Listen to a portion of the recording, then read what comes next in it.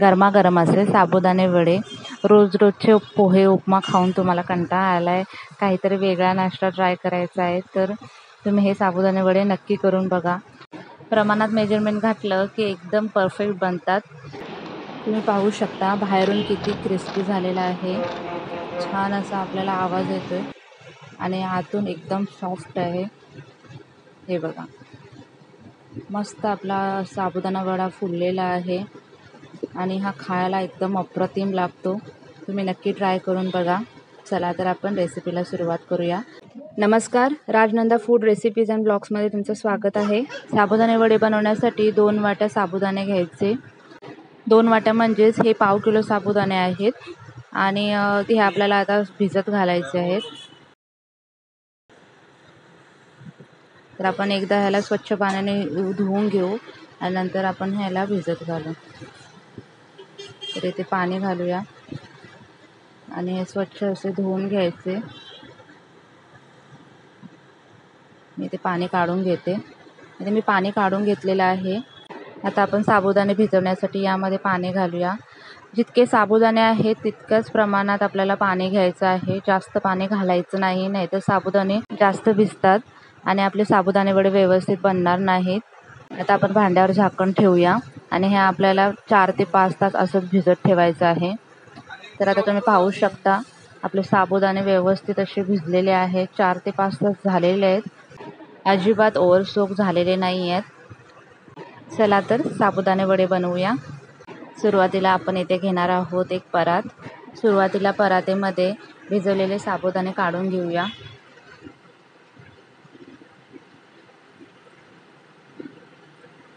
आता सगळे साबुदाणे परातमध्ये काढलेले आहेत.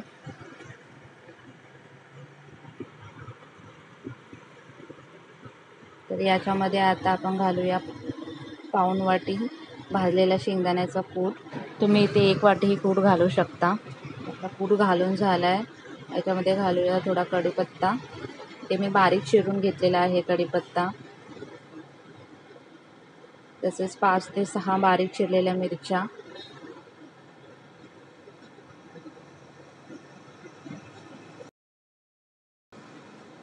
आता आपण घालणार आहोत कोथिंबीर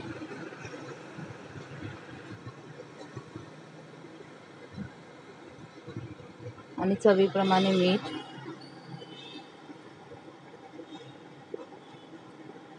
तसेच 2 छोट्या आकाराचे उकडलेले बटाटे याच्यामध्ये कुस्करून घालायचे.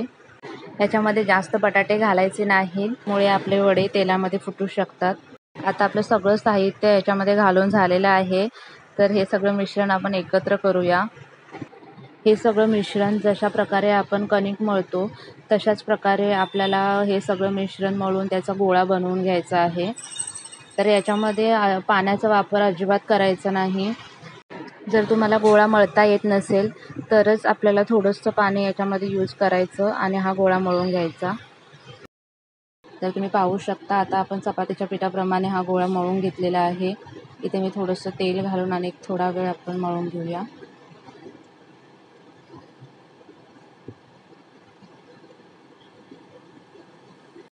तर आता हे सगळं मळून झालेलं आहे. आता हातावरती थोडंसं तेल घ्यायचं आणि याचे छोटे छोटे साबुदाणे वडे बनवून घ्यायचं. इथे मी मीडियम साईजचे साबुदाणे वडे बनवून घेणार आहे.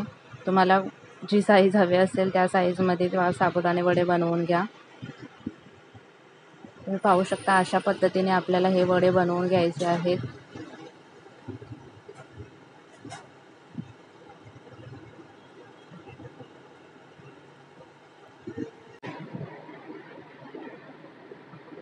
इथे मी मीडियम साईजचे 6 वडे बनवून घेतलेले आहेत.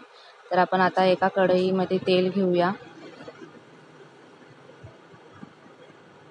आणि तेल गरम झाल्यानंतर आपण या वड्यांना तळूया. मी इथे साबुदाण्याचा छोटासा तुकडा घालून बघते की आपलं तेल गरम झालेलं की नाही आणि तुम्ही पाहू शकता आपलं तेल आता गरम झालेलं आहे. तर आता आपण एक एक करून याच्यामध्ये साबुदाणे वडे घालूया.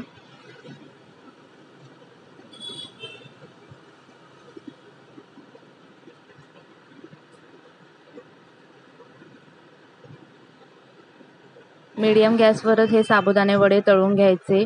कारण फास्ट गॅसवर तळल्याने हे साबुदाणे वडे बाहेरून तर क्रिस्प होतील पण आतमधून कच्चे राहतील. त्यामुळे हे वडे मीडियम गॅसवरच फ्राय करून घ्यायचे. ते साबुदाणे एक साईडून थोडे थोडे फ्राय झालेले आहेत, तर आपण सेकंड साईडला पलटून घेऊ. लगेचच पलटण्याची घाई करायची नाही, कारण साबुदाणे वडे काही वेळेस कढईला खाली चिकटलेले असतात आणि आपण लवकर याला पलटले तर साबुदाणे आपले फुटूही शकतात. तर त्यामुळे व्यवस्थित एक साईडून भाजल्यानंतरच आपल्याला हे सेकंड साईडला पलटायचं आहे. तर तुम्ही पाहू शकता आपले साबुदाणे वडे एक 50% व्यवस्थित असे फ्राय झालेले आहेत. तर अजून एक थोडा वेळ आपण फ्राय करून घेऊ.